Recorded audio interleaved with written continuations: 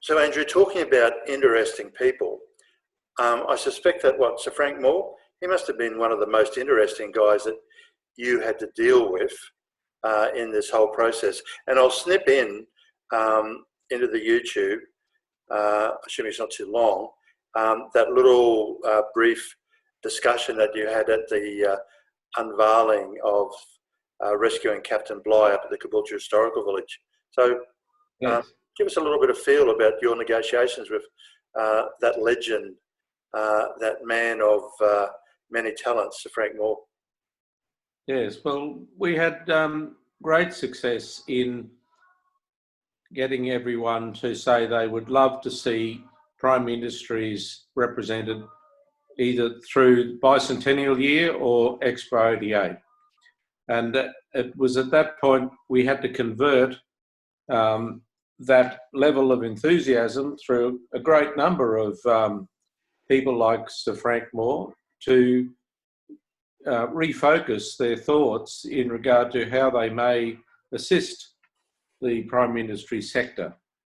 And so Queensland QTTC was the organisation Frank was chair of.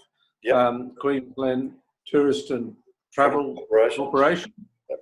And while working there?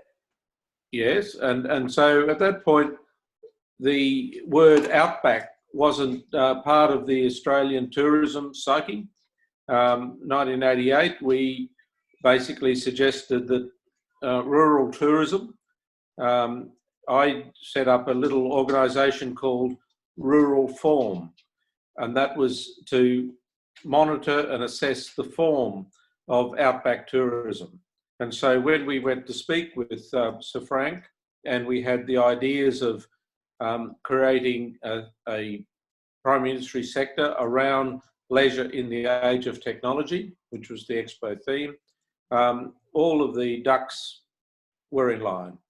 And Sir Frank was able to assist us with our marketing and promotion package by giving us a letter of support, which I handed over to Sir Frank, a copy of it 30 years later. Yeah. So that was excellent.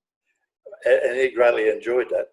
And he's made comment to me every time I speak to him of recent time.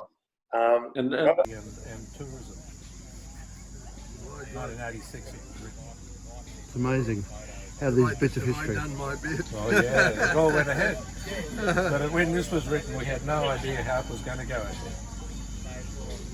So it's a fairly, I was very proud.